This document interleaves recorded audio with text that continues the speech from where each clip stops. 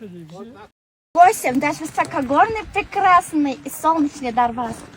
Welcome, dear guests, to our beautiful Tajikistan, to the high mountains Badakhshan, and to our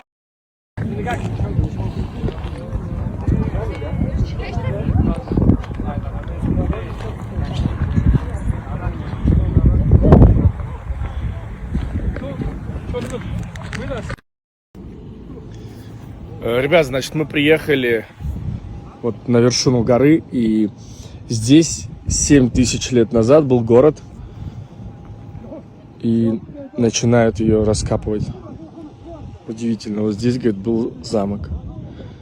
Очень интересно посмотреть через какое-то время, когда они уже раскопают все, как это будет выглядеть. Здесь можно привозить вообще на экскурсии людей. Это очень интересно, я бы с удовольствием приеду еще раз.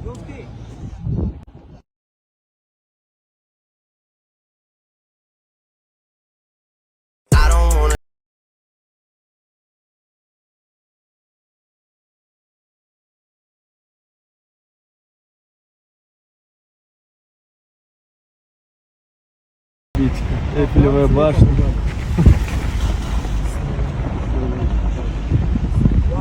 Ничего себе. Статуя свободы, Биг Бен. А это из стены сделали китайскую стену.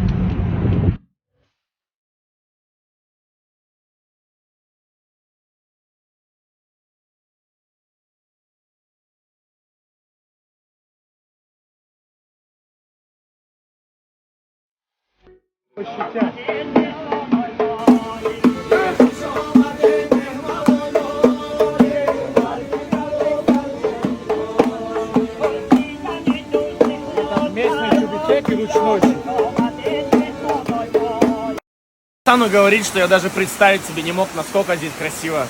Какая природа, столько водопадов, столько парков. Все чисто, шикарный климат. Приезжайте в Таджикистан отдыхать.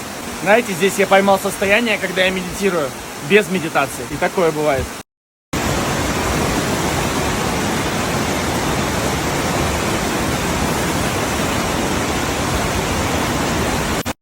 Ну что, банда, я вас завтра жду.